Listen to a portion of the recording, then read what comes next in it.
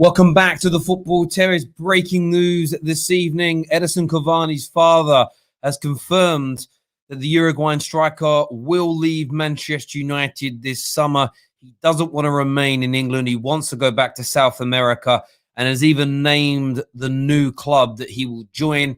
He's also stated there is about a 60% chance of this happening and that the player is pushing for it. He's disillusioned with life in the UK, and a big part of this is down to the charge of racism that was brought against him by the FA for his Instagram post a number of months ago. This is fairly damaging news to Manchester United. There's no doubt about it. They wanted Cavani for the next year or so moving forward. How do you think and feel about this? That's the question I'm posing you, the audience, tonight. How do you think and how do you feel about this news? Is that an extra piece of business and an extra piece of work that Manchester United now have to do? How detrimental is that going to be to items moving forward? That's the big question that's standing out to me here. How detrimental is this going to be with other transfer plans, looking at centre-backs, looking at midfielders, looking at creative players that play on the flanks, the Grealishes and the Sanchos? Does this scarper Manchester United's plans? We're going to go through exactly what was said by Cavani's father. First thing says, my son is not happy in England. Let me just say one thing really quickly. A lot of outlets have put titles like Cavani wants to quit Manchester United. Cavani is not happy at Manchester United. That isn't the case. It is clear. You can see what his father has said, that he isn't happy in England and wants to return closer to his family. He wants to play in South America. He goes, he's had many conversations with Broca Jr.'s vice president, Juan Riquelme, and would like to play for Broca. At the halfway point of the year, he'd like to return to South America. So, of course, this is by the summer. My son's idea is not to continue here in Manchester. He wants to return. The whole ban issue annoyed him, that it has been playing on it, and sometimes players can't find form either. These things can weigh heavily on you. Sometimes mentally you can get dragged down. So according to his father, when you read these comments, it's very much about feeling kind of undervalued in the UK, mistreated in that scenario, not listened to, not respected. And listen, we understand that type of language is not acceptable here in the UK. Maybe he felt a little bit cut adrift. Maybe he felt a little bit hung out to dry. It is also very, very difficult as well. Look, and that for me, you can lay on the club, because the club should do a lot more to make him understand the situation. And the club did support him publicly and said that culturally that's acceptable where he is. But we're not one thing we're not privy to as fans is we're not privy to exactly what was said on the inside of this situation. But for me, he needs to take that element on the chin. He needs to learn and accept that it isn't acceptable in the UK to speak like that, and he has to take that punishment properly. But in terms of not settling in England, I don't necessarily blame him, because moving to a new country during lockdown must be so difficult, regardless of how much money you earn. Being at 33 years of age, only having a few years left in you, maybe the want to go back and play in South America where you're from, be closer to your family, is a massive draw for a player of his age. So I don't have any kind of harboring annoyance towards Cavani not wanting to stay on beyond the end of this year. My biggest concern is the extra work now needed in terms of recruitment by Manchester United. We know how poor our club is at recruiting, generally speaking. And what kind of situation is this going to leave us in? That's literally the biggest concern for me now as a Manchester United fan. Rowan says he's tired of Ollie's Brexit ball. Well, there isn't any claims at all that he's not happy with Manchester United. I think that really needs to be spoken about. The other piece of sort of shock news tonight is a major report that I've seen shared by Simon Phillips that Manchester United are looking at Christian Pulisic as an option this summer. That would be a shock move in itself. The other player linked with Manchester United is also Kingsley Coman, who's been linked a few times before. What's your reaction to that? I'm not sure how much of it I believe. I'm not a fan of taking Bayern Munich players they don't want, especially at the tender age that Kingsley Coman's at. What's wrong with him? What's wrong with him stands out massively in my mind. But as ever, I want your thoughts and your feelings. Ites here says Cavani is a racist. Get him out. How can you say that's your culture? If it's your culture, if it is your culture, it's racist. He isn't even that good anyway. Do you know what? I understand. Listen, I understand your sentiment in that sentence. I think what's really important in these situations is to educate. I think it's very important to educate because clearly Cavani doesn't feel that what he did was racist based on a number of reasons. It's about educating somebody but not cutting them adrift, because has he done what he's done from a place of malice, a place of aggression, a place of hatred? I personally believe not. Is what he said acceptable? Not in a month of Sundays. But there's a way to treat people and educate people and to make them understand that you're going to be punished. But we understand where you're coming from. Maybe he just didn't feel that he was listened to by the FA and was disrespected in that approach. We don't know the ins and outs of it. We can only talk about what his father has said as opposed to knowing what did and didn't happen in those circumstances. Do I think Edinson Cavani is a racist? I don't. If I'm being honest, do I put him into that gammon category? Not for me, but of course, everybody's entitled to their opinion on that one. Kingsley Coman will sign a deal with us. That's from Bayern Munich. That's a Bayern Munich fan there. I hear you on that. I don't see Bayern Munich letting him go. Terry, don't you know Piers Morgan personally? No. But okay. Okay. Coman is one injury away from ending his career. That's the one thing I think that is a positive in all of this. Kingsley Coman, sorry. Cavani has proven quite injury prone this year. There's no doubt about it. There is no doubt about it. So I don't think it's the end of the world that he's leaving. And then I have that sobering thought. Then I get that little moment in my mind where I think it means my club's got to find one more player. And our board and our recruitment system at Manchester United is nothing short of shocking. I mean, absolutely shocking. Absolutely shocking. Extreme Sun here says Pulisic is going nowhere. As I say, I've just read a report from Simon Phillips, one of the leading Chelsea correspondents on socials. That is what he has said, as opposed to that coming from myself. Both Pulisic and Coman are top young players. Thing is, they are injury prone and will never reach their potential. If you're injury prone when you are young, cards are dealt. They're only going to get worse. I understand that, Sean. Yeah, both of those, you know, like you hear about a player linked to your club and you get a little bit excited. With those two, no excitement. No excitement, no anticipation. There's no element of me that thinks, oh, that sounds good. Not in a month of Sundays. Not for me. Not for me at all. Not for me.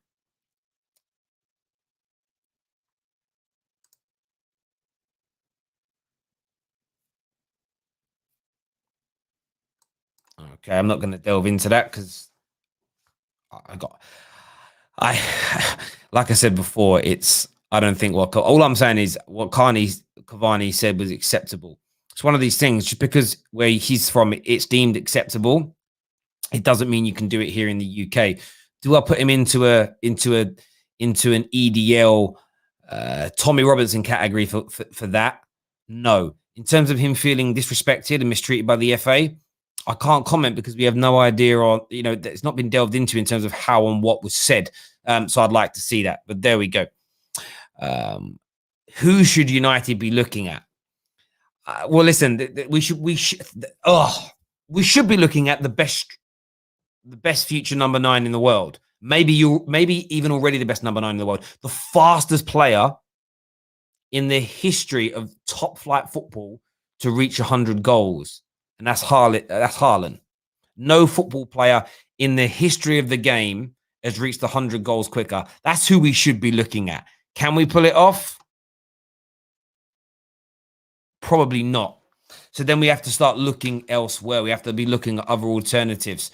And I'd love to hear from you on that. I would love to know what you think. I'd love to know what you feel. But for me, we should be certainly looking at we need a proper striker. We need someone who can finish. We need someone who can finish. You can put the ball away. There's no doubt about it. Terry, why are you listening to eye test? It's not so much I'm listening to eye test. I I'm just talking about what Ites said because he made a comment and I wanted to address it. I'm not believe. I don't believe in his statement. Haaland, Sancho, or Neto, or Gunde. Do you know what? Neto wouldn't be a bad signing. You know, Neto wouldn't be bad, but we need what we need is a mix we need a CDM. So for me, I would go all out for Ndidi. If I couldn't get Ndidi, I'd get Declan Rice. They'd be my number one, number two choices in that position. Everyone knows I love Verratti, but that deal is just impossible. So I would look at them too. Suma could be an option as well. I think he's very talented.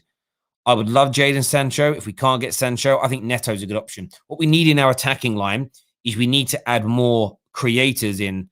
We're imbalanced at Manchester United where we don't have enough creators to counteract the scorers. Greenwood, Martial, Rashford, Bruno, they would all prefer to score rather than create. We need to create that equilibrium. We need to make that better.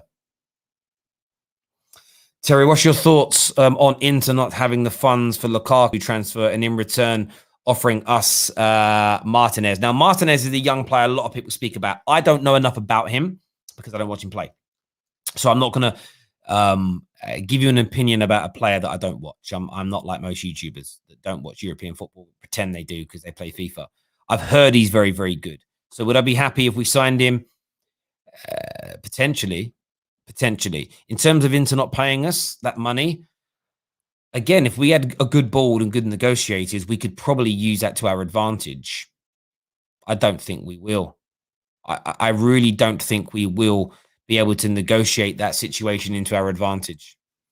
Basuma, Rafinha's decent. You know, Trippier wouldn't be a bad signing for that right-hand side. Rafinha, I've really liked watching him this year. So that may not be a bad option for us at all. Great super chat, bro. Keep the super chats coming, people. Neto isn't a bad shout at all, is what King Cantona says. Yeah, Neto would be a good signing. Legitimately would be a good signing. Who's disappointed about Cavani, though? So I'd love to ask you all right now in the comment section, who's disappointed about Cavani? Cavani not coming to Man United. Is that kind of not staying at Man United? Is that end of the world stuff? Or do you feel that, you know, the club can move on from this point? Terry, ranking order the most important positions you think we need. Oh, wow, it's a real good one. Right side of the attack, number 1. DM, number 2. Depending on whether Cavani stays or goes, a striker may have to actually move above DM.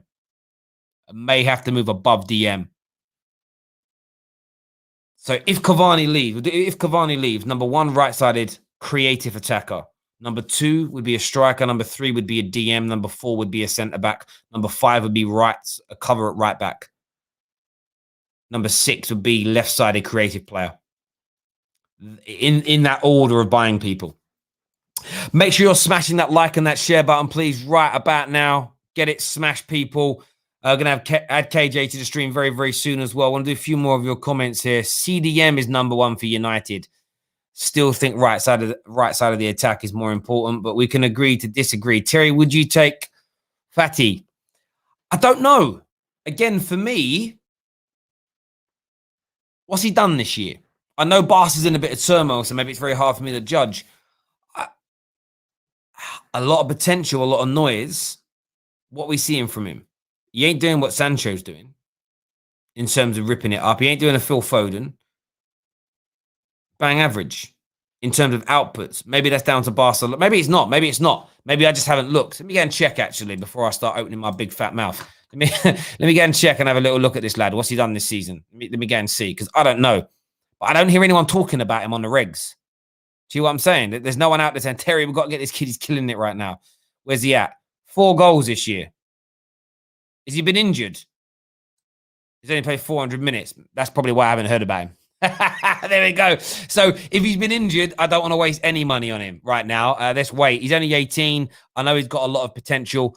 But yeah, as I say, I don't watch European football. I'm not one of these weird YouTubers that lies. And all I'm saying is I haven't heard no one talking about him. That would explain why, because he's out injured. Would I like him? If he demonstrates and starts fulfilling that potential, of course. But I haven't seen him do that yet. We've got other youngsters like Ahmad, other youngsters like Greenwood. I don't know if we need to add any more to that mix who haven't already started to deliver. Sancho and Haaland are different kind of youngsters. Mbappe is a different kind of youngster because he's already delivering at this level right here, right now. That would be my view on it. Fatty over Sancho. See, eye test. Listen, bruv. I don't want to hear about your shit eye test, bruv. I love you, but don't give me that. Fatty has got loads of potential. Sancho's actually delivering. Actually delivering. To pick someone who hasn't demonstrated they can deliver over somebody who has shown they can deliver at the highest level is stupidity. For me, what you've got to do in life is you try to mitigate risk as best as you can. And until Fatty starts to demonstrate that he can produce at the same rate as Jadon Sancho, I wouldn't pick him over Jadon Sancho. That is a madness. That's you allowing your emotions to get in the way of what you do again, bro. Man, facts, absolutely. Comment here says, Terry, we need to be realistic with this board with one marquee signing at most. Absolutely. Haaland or Sancho, which gives us like the likes of Rafinha or Andre Silva. And that's maybe it. Maybe that's what we do need to set our sights on. You know, maybe we bring in Sancho and then it's Basuma. But you could still do good though, right?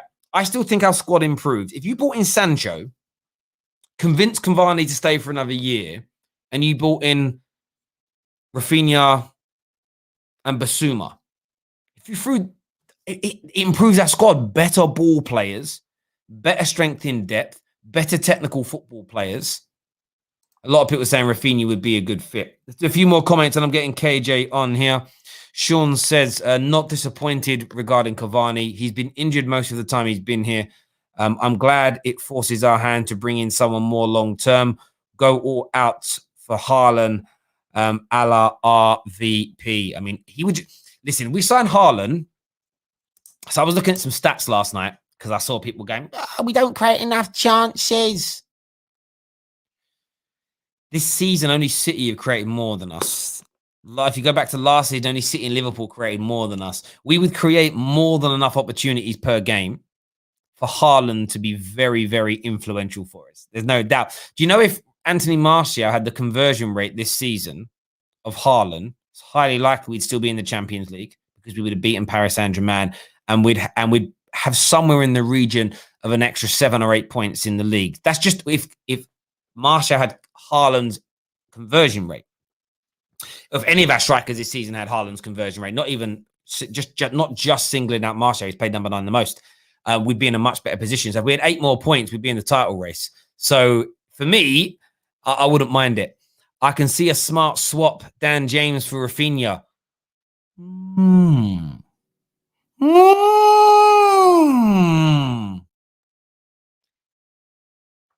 I like it.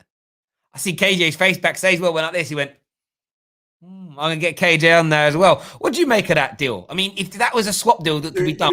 Listen. For the moment he said smart, just know that we ain't doing it, bro. You know what I'm saying? just know we ain't doing it, fam, because it ain't us. But that idea, listen. Dan James, 10 million, maybe a little bit more, maybe 15. Dan James at 15. Boom, there you go. Take it. Give us Rafinha. That would be a beautiful, beautiful swap because he's technically so much better than Dan James, more experienced and up to the level. You know what I'm saying? Like that, as much as he's been playing well, I personally think Dan James has been playing well for when he has played this season. Obviously, getting goals, being influential in terms of doing sprints that actually ease the pressure of our defense. He's doing good, but I say it before and I say it again. When you're a limited player, can only play in limited situations at Manchester United, you're not good enough for Manchester United. So yeah, I would love that swap. That would be amazing. But again, we ain't doing it. For some reason, they have this weird obsession with making Dan James into Ryan Giggs. It ain't happening, fam. You know what I mean? Like, let it go.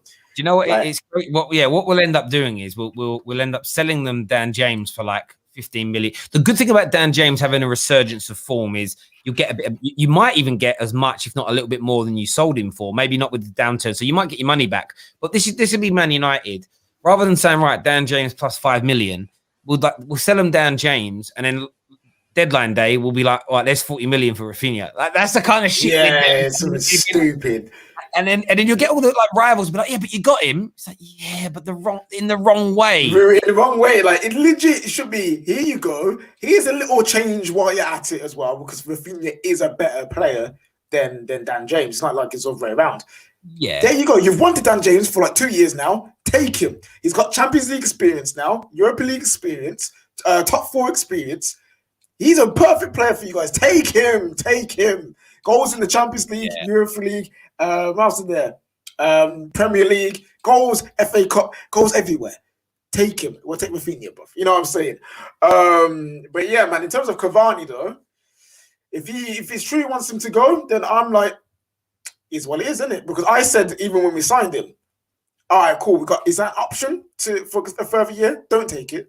As soon as we signed him, I said, don't take the further option, because it makes us have to go out and get a new striker. Now, the issue is I don't trust us to get the right one. But I'd rather us take a gamble in this instance than actually keep Cavani, because he is a quality striker and has been for many years. But he's past it now. He's past his best. He's clearly still, that injury-prone tag we gave him at the start of the season is starting to show. You know what I mean? Injured again and again, little niggling injuries here and there. And it's just going to be, again, the same thing next season. He's not getting any younger. So if he's looking to move on, let him do that. You know what I mean? Don't try and force him here. Plus, that leaves the 7th shirt free again. And he might have been the guy that broke the curse, because he hasn't been terrible. You know what I mean? He hasn't been like awful. He's been okay. You know what I mean? So his issues have been very much is very much staying fit. I was looking at some statistics last night, because I saw these tweets from people saying there's no a lot of people saying there's no point signing Haaland because we don't create enough chances. So of course, me being me, I'm like, well, I'm going to go and check the facts of that matter out. And like, we're not the best, but we're nowhere near the worst. Like we create a good amount of chances per game. So I was looking at this in terms of I went to details. So I went to goals, right? So I was looking at goals per game ratio, but per 90 minutes as an example. Best in the league, we kind of know. Like Gareth Bale's actually the best. If we do over more than 10 appearances, right? Just to keep it easier, because some people excuse it. So I was looking at Gareth Bale's actually best in the league. He's played 11 appearances. He's almost scoring a goal per game. You've got Mo Salah up there and Kane up there and everything else. But there he stands on like 0. He's number 8 on the list, Cavani. He's 18 appearances and he scores a goal. He's at 0.6 goals per game. So like Mo Salah and Harry Kane, top scorers in the league, Bruno Fernandes, it's the same goal scoring ratio. Cavani's issue is he doesn't stay fit enough, if that makes sense. Like he's been out, he's missed too many games. He also had the ban as well, where he missed a few games, and that hasn't helped him. I just sort of feel like the problem is I don't mind the idea of him leaving for the reasons he wants to leave. It kind of makes sense to me at his age, but it's trusting the board to find someone. Yeah, I heard someone say, who did someone just mention as a striker? Andre Silva, which I haven't seen too much of him, but that's not a bad shout. He didn't do too well at AC Milan, but he's found a home at Frankfurt. I personally wouldn't mind his strike partner right now, who went back there, which is Jovic. I think Jovic would be also a decent striker signing as well, if we're not going to get the best of the best. And there's one more as well, because Lautaro Martinez and Haaland are the 2 young strikers that you're like, boom, you put all your money on to try and get. If you can't get them, your Andre Silvas, your Jovic, and I think as a punt, I don't know how well it will go, and I don't know how well the fans will receive it, just because the level of team is coming from. But Usman Edouard from Celtic, he's coming to last year of his contract. Celtic have failed to win the league. It's time for him to move on and prove that he's more than just a Scottish Premier League player. Yeah. Yeah, as an option, I'm not saying he is the guy and he is it, but he's got something there. Maybe a cheaper option, because buying players from Scotland is cheap. It's a cheap way of doing business. I was just looking at Andre Silva. I don't know much about him. Was it 19 Bundesliga goals this year? Do you know what I find interesting? Someone like Ites probably likes him because he's pretty to look at, but yet says Sancho's like overrated because he's doing it in the He's a good looking dude as well. So maybe that's what it is. You know what I mean? Maybe Ites just generally likes the look of him. Is what it is. Good looking players. Is Ites looking men that you like? I hear you now. Maybe if you think they're butters, you're not into it. No, but now it's just a peak one because you can either. I don't think we're going to be able to get Haaland. Sancho's the only one that you could say is an easier get, and I don't even think we're going to get him. So how do we move forward as a football club? And it is to move smart, but we can't trust them to move smart. You've got Neto out there, he looks good. You have Fernandes out there who's looking good. Leon Bailey, who could potentially go and become a star as well. You've got Andre Silva, Jovic, Edward. So you've got options out there. But do we, as a football club, even understand that these guys are there? Do we know that these are good? Does the club understand the quality that can come out of these players if you use it right? Now, obviously, everyone's going to be like, oh, what's the point of buying these players that need development when Ollie's the manager? Fine, cool, whatever. Ollie ain't going to be here in 2-3 years anyway. But these players, if you buy them, will be. So hopefully what happens is you're bringing them in, they have a year under Ollie, they develop their game, and then when the actual manager comes in, boom, they kick on. And that's it. Again, if there was a plan of action, you'd be like, it's fine. We've got someone else coming in a year or so's time. It's all going to be good. But I don't trust these people as far as I can throw them. Galactic Pro says Haaland and Raiola are going to ruin your badge. And budget. Oh, sorry, badge. Sorry, my brain won't work in there. Budgets. No, it is. My brain ain't working. My dyslexic brain wrote. When I read that, this is what dyslexic. That read badge to me. But then I've got some of the same letters in the same order as badge. Yeah. And then the U is almost like the same shape as an A, and that's how it works. See, and then there's no T. The T was invisible. So what happens is, I need to explain to people in case you don't have it. The way my dyslexia works, when I read things, letters move and change shape on the screen. I get bright lights that appear sometimes in the middle of words. Oh, and the worst bit is when it's a sentence and there's a word my brain identifies before my eyes do. Weird, right? And it basically says, my eyes must see it for my brain to see it. But anyway, I become fixated on that word and it stops me from being able to read all the other ones. It's so weird. It's like everything else blurs out and then I focus on that one word, but I can't read it anyway. And I had that my whole life. And it wasn't until I was watching a TV program and this woman was talking about, she suffers with it and they can what she said she saw. And I was like, oh my God, that's what I see when I read. And my dad's like, shut up. I'm like, no, I'm serious, Dad. That's what happened. Yeah, it's all mental. Well, it literally is. It's all in my brain. I wish I could fix it, but I can't. I'm not going to cry though. All right. I'm doing all right. Are you all right? But yes, I don't know if they ruin the budget. They will ruin it. It depends what the budget is, but yeah, that's the one thing I say to Man United fans. That's why we may end up having to sell someone to fund, and that's where I don't want Martial to leave. But you may find that to get like if someone said now you could get, let's just say Neto, Ndidi, Haaland, but it means you've got to sell Martial. Would you do that deal? Yeah, it makes more sense. 3 players for one, and all 3 players are quality, and so of course you'll do that. Yeah, and that's the only way I can see a big signing and a couple more positions being filled is if people leave and we get good money. I mean, Fred could be another player that I think you may be able to cash in on.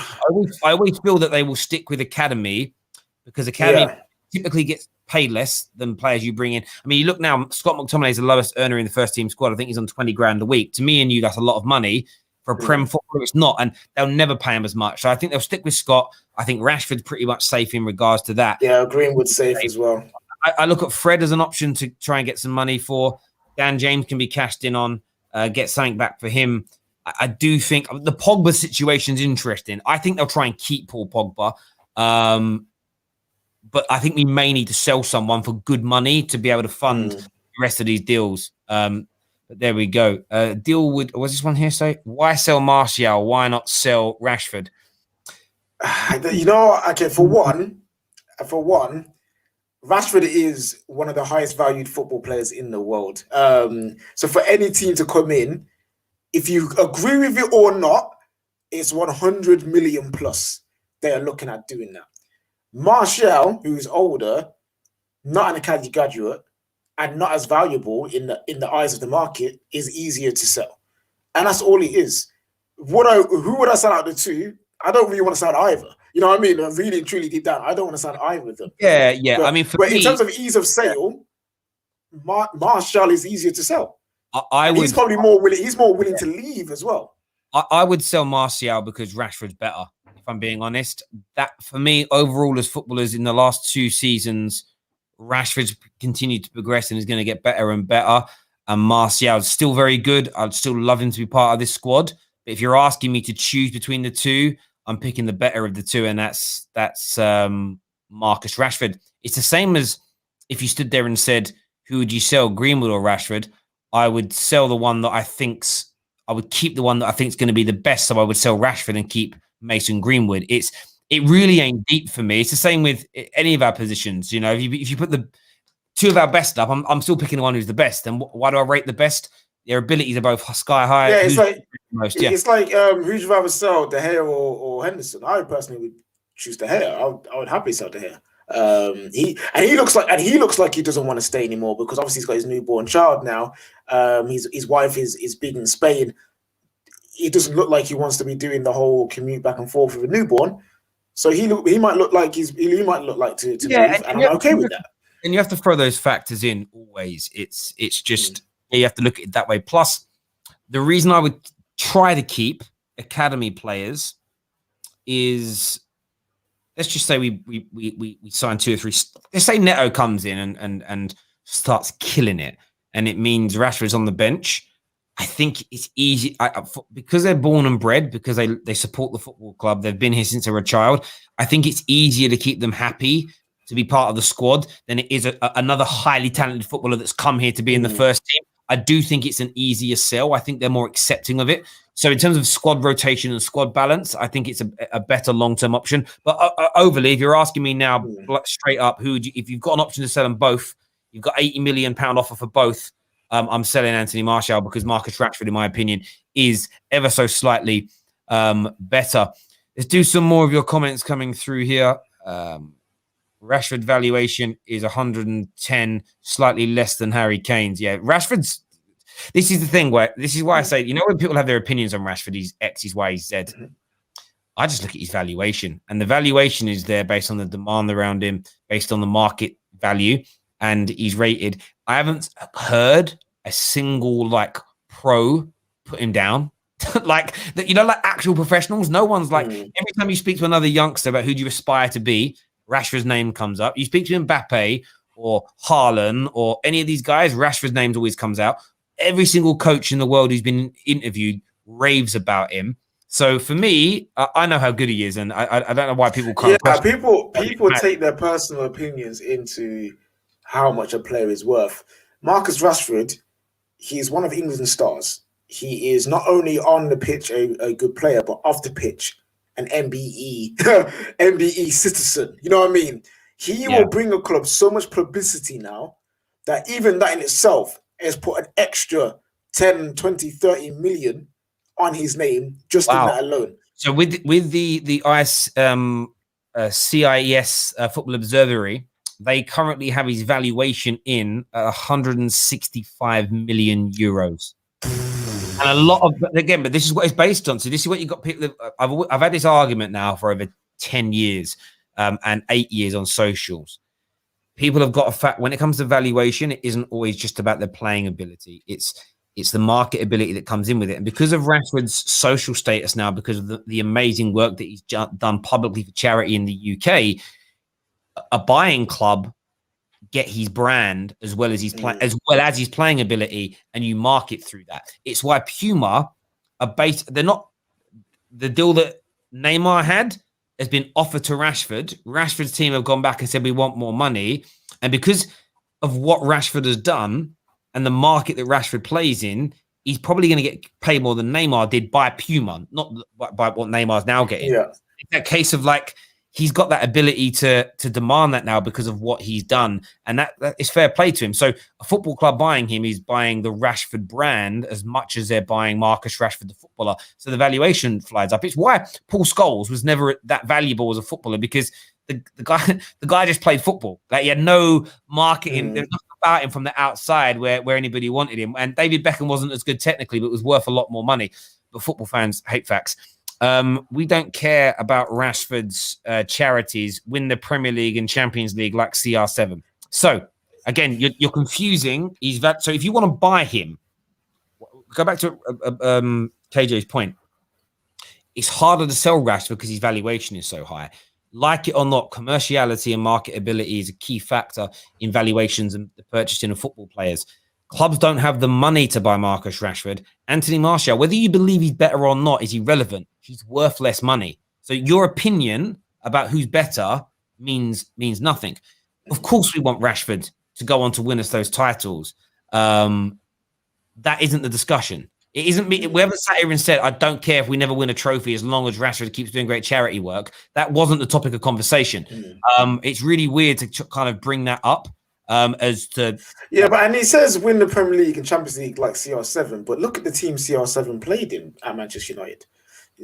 If you're saying that, then you have to say United need to improve as a whole. Like, it's not all down to Rashford why we're not in the position that we want to be. Yeah, there's so many. We just had Terry just did a list of positions we need to fill at Manchester United. There was like 5. You know what I mean? That five positions, and you're telling Rashford to go win us the Champions League and Premier League. It makes no sense. Before you get on Rashford's back, before you get on Bruno's back, before you get on Paul Pogba's and Martial's back, look at where the club is before you demand them to be the greatest players in the world. The environment is not there for them to do that right now. So asking them to do that is just unfair, and people only say it is because you have an agenda and you want them to put them down. And on top of that, it's like, okay, so because Man United are not good enough to win the league from top to bottom, Rashford shouldn't do any charity work. It's mad. It's absolutely crazy. And I think that people, when it comes to the valuation of football players, it's such a horrible conversation nowadays because, as you say, people use their opinion to judge it. Like, you might not enjoy it. You might not have enjoyed the film. You might not. Do you know what? Put that comment back up. Yeah. Well, and that's exactly it. That's his valuation, and no club is going to spend it. So Man United are not going to do it, especially with our owners. Because what do our owners care the most about, KJ? Money, peas, money banks, greens, whatever you want to call it. So Rashford makes them money because of his marketability. Why would they sell a cash cow? So let's just say Martial and Rashford are the same quality, same outputs. Actually, let's say Martial delivers 20% more on the pitch in every department in every game. I'm happy to concede that.